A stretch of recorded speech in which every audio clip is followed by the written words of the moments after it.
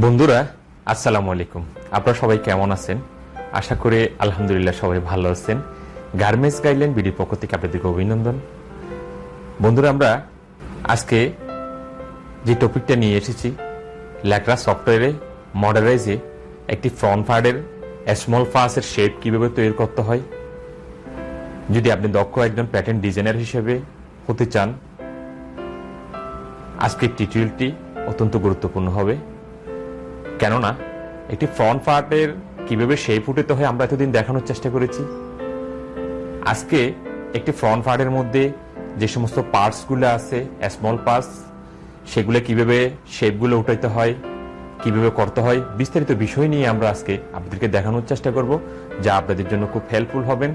Garments ইন্ডাস্ট্রিতে যারা আসতে চাচ্ছেন, নতুন তরুণ, এবং যারা কর্মরত অবস্থায় আছেন, এখন অনেক কিছু অজানা আছে, তাদের জন্য খুব উপকারে আসবে। আমরা এখন আপনাদেরকে সরাসরি আজকে টিউটোরিয়ালটি দেখানোর চেষ্টা করি।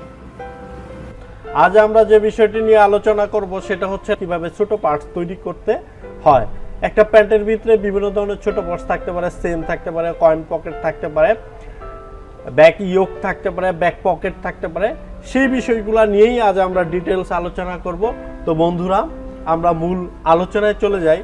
চলুন, এই যে দেখেন যে ইন্টারফেসটা দেখতে পাচ্ছেন, আমরা গত পর্বতে এই পর্যন্ত রেখেছিলাম যে আমাদের ব্যাক পার্ট কমপ্লিট হয়েছে, ফ্রন্ট পার্ট কমপ্লিট হয়েছে। এখন আমরা কি করব সেটা হচ্ছে ফ্রন্ট পার্টটাতে অনেকগুলো পার্টস আছে, আমরা একটু দেখে আসি আমাদের মূল ডিজাইনটা। যে 5 পকেট প্যান্টটা নিয়ে আমরা আলোচনা করতেছিলাম, সেই 5 পকেট প্যান্টটা এই হচ্ছে আমাদের ডিজাইন, আর এটা হচ্ছে আমাদের মেজারমেন্ট শিট। আমরা ফ্রন্ট পার্টের এখন যে অবস্থায় আছে, এখন আমরা পকেটটি আগে তৈরি করে নিব। সেক্ষেত্রে পকেট তৈরি করতে হলে আমাদের পকেটের মাপগুলা দেখে আসতে হবে। এখানে দেখতে পারেন যে FW ফ্রন্ট পকেট উইথ দেওয়া হচ্ছে 12, ফ্রন্ট পকেট হাইট মানে ডিপ, সাইড ডিপ যেটা, সেটা দেওয়া আছে এখানে অনলি ফর 8। আমরা এখন দেখেন, এটা হচ্ছে আমাদের এই যে মার্কটা দেখতে পাচ্ছেন, এটা হচ্ছে আমাদের এই মার্ক, ওয়েস্টের মার্ক। এখান থেকে এখানে আমাদের বেল্ট হাইট ছিল 4.2, আমরা 4.2 নিয়েছি।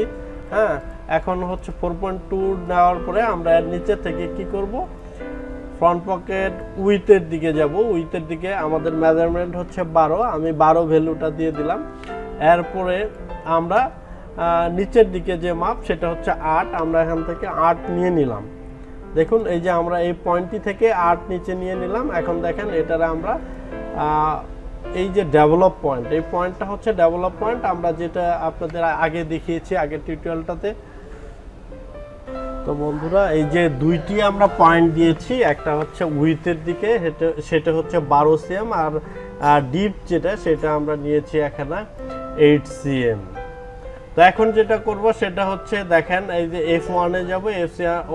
F1 এ যে বিজিআর অপশনটি যেটা আছে, এটা আমি শিফট বাটনটি চেপে ধরে আমার কিবোর্ডের আমি এই যে দেখেন এ পর্যন্ত একটি টান দিলাম, একটা মার্ক হয়ে গিয়েছে, একটা লাইন টেনে নিয়েছি। এটারে আমার শেপ দিতে হবে। শেপ দিতে হলে আমার কি করতে হবে, হ্যান্ডেল অপশনটা আমি করে নিলাম, বের করে নিলাম। সেক্ষেত্রে এখন দেখেন, আমি আপনাদের এই যে শেপটা কিভাবে নিতে হয় সেটা দেখতে হলে আমাদের যেতে হবে F2 তে এখানে রিশেপ একটি অপশন আছে, দেখেন এই যে রিশেপ অপশন দিয়ে যদি আমরা এটা হ্যান্ডেলটা ধরে টান দেই, তাহলে ফ্রন্ট পকেটের শেপটা কেমন হয় আমরা দেখতে পাচ্ছি। এই যে আমি শেপটা নিচ্ছি, এই যে আমার মনে হয় এটা ঠিক আছে, আর একটু অ্যাডজাস্ট করে নিই। এই হচ্ছে ফ্রন্ট পকেটের আমরা মাউথ যেটারে বলি, ফ্রন্ট পকেট মাউথের শেপটা নিয়ে নিলাম।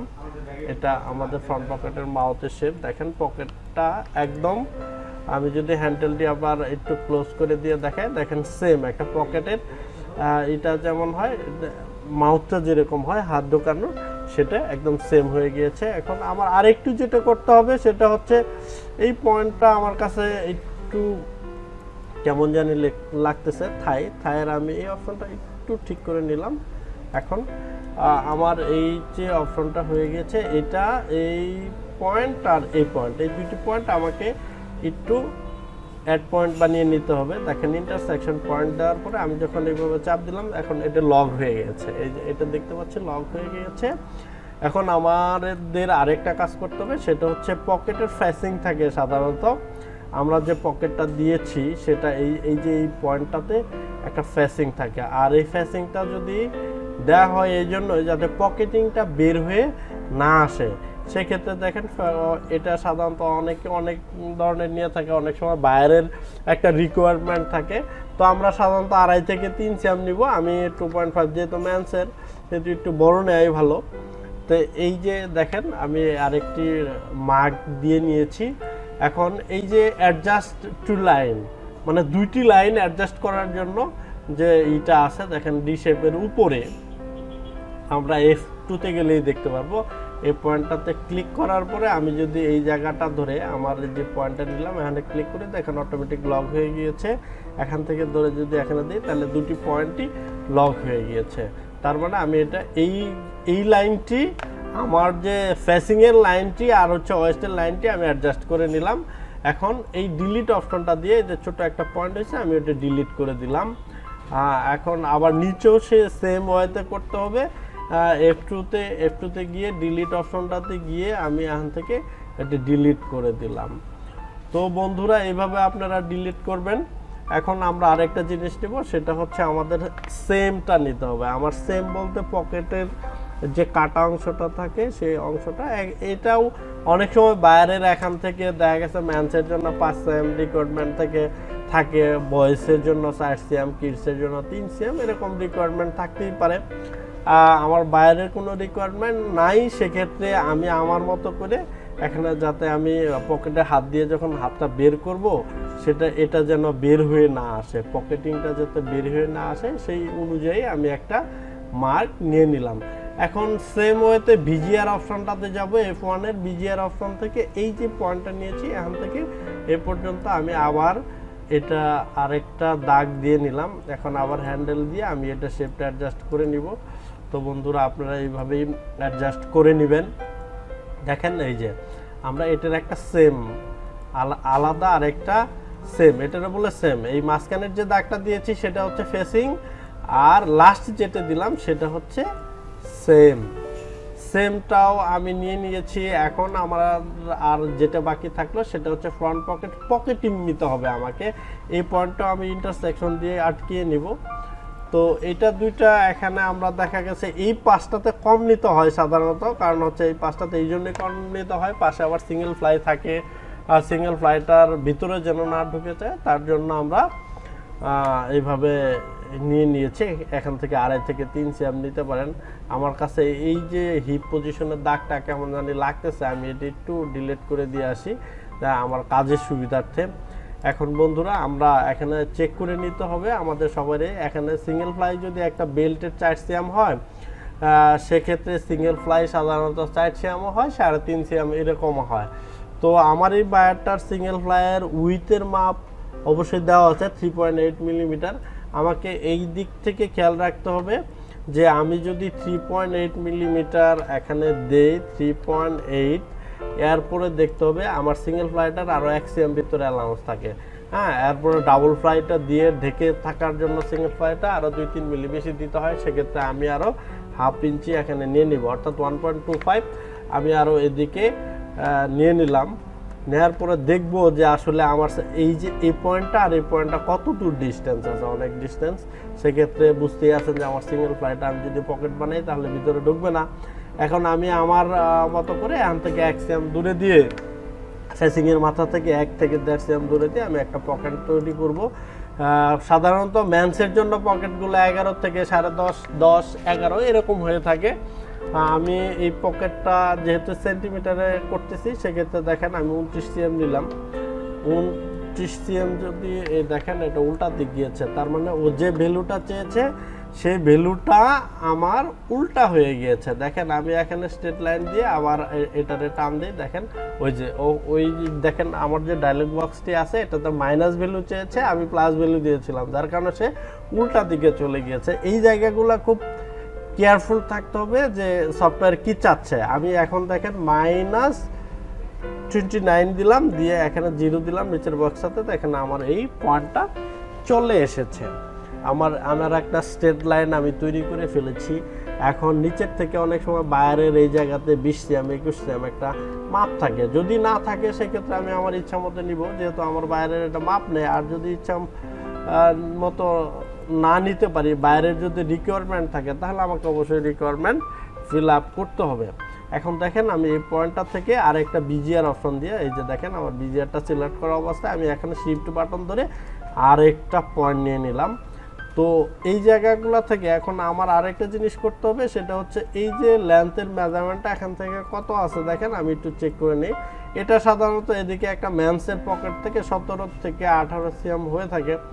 আমি আপনাদের জন্য এটা আর একটু যাতে দেখা যায়, তার জন্য আমি আর একটু 1 সিএম আরও প্লাস করে নিলাম। দেখেন এই যে আমি এটা কিন্তু আমি মুভ বাটনটা দিয়ে করেছি, দেখাই আপনাদের। এই যে এই মুভ বাটনটা দিয়ে আমি কিবোর্ডের আমার মাউসের রাইট বাটন ক্লিক করার পরে যখন আমি এটা ড্রাগ করে ছেড়ে দিব, তখন এরকম লাল হয়ে যাবে। তখন আমি মুভ বাটনটি ধরে আমি এইভাবে চাপ দিব। আর মুভ বাটনটা পাবেন হচ্ছে F3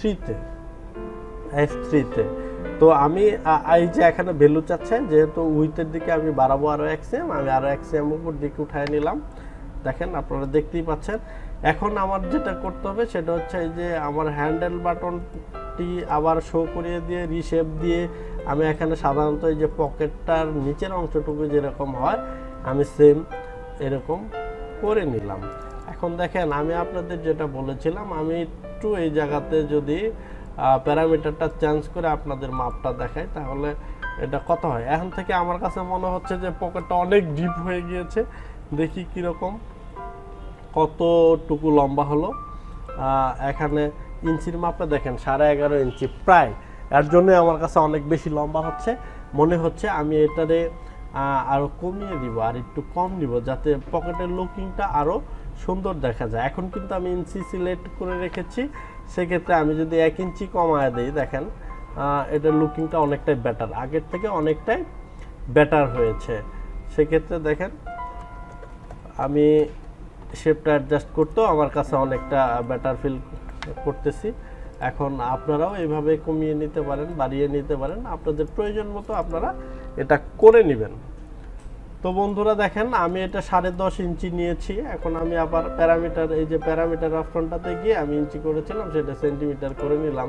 তো বন্ধুরা এটা যদি আপনাদের বোঝার সুবিধার জন্যই আমি এই কাজটি করেছি। এখন দেখেন আমার কাছে পকেটটিও সুন্দর লাগতেছে।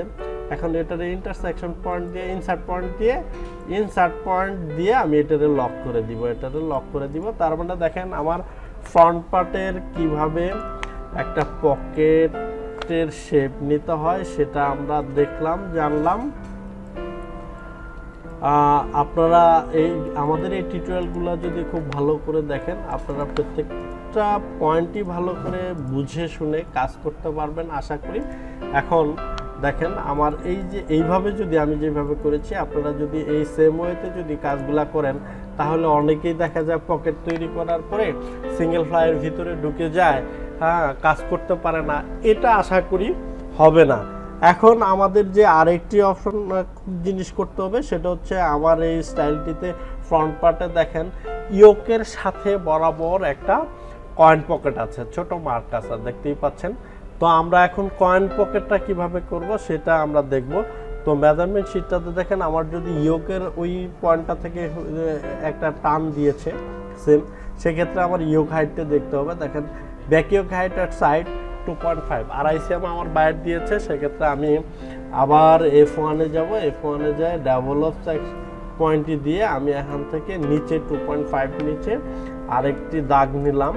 দেখেন একটা পয়েন্ট নিলাম, পয়েন্ট নেওয়ার পরে আমি বরাবর এইভাবে একটা টান দিয়েও করতে পারি। এই সেক্ষেত্রে দেখেন আপনারা যে উপরে পয়েন্টটা কেমন জানি কম হয়ে গেছে। এটা না করে আমরা যেটা করব সেটা হচ্ছে এই যে আমাদের ওয়েস্টের এই মার্কটি আমি 2.5 প্যারালাল দিয়ে নিয়েছি। দেখেন এই যে প্যারালাল অপশনটাতে যদি আপনি F1-এ যে সিলেক্ট করেন, এখান থেকে প্যারালাল চাপ দিয়ে 2.5 আমি নিচে নিয়েছি। এখন আমার এই পয়েন্টটা অ্যাডজাস্ট করার দরকার। সেক্ষেত্রে আমি কি করব, F3-তে যাব, যাওয়ার পরে ল্যান্ড স্ট্রেট লাইন দিয়ে ক্লিক করে দেখেন আমি এই যে অ্যাডজাস্ট করে নিচ্ছি। এই পয়েন্টটা আমার সর্বোচ্চ এই সেম পর্যন্ত যেতে পারবো। আমি এটা নিলাম, এই যে অ্যাডজাস্ট করে নিলাম। এখন আমাকে এটা করতে হবে, ইন্টারসেকশন দিয়ে আমার এখানে একটা পয়েন্ট করে নিলাম।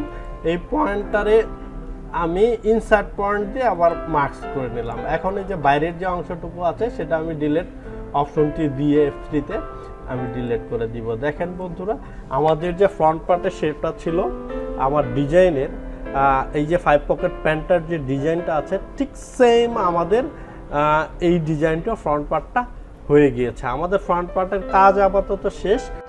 বন্ধুরা, আমরা আপনাদেরকে আজকে ফ্রন্ট পার্টের বিস্তারিত স্মল ফাঁসের শেপ নিয়ে কিভাবে কোন পয়েন্টে কিভাবে উঠাইতে হয় বিস্তারিত বিষয় নিয়ে আলোচনা করেছি।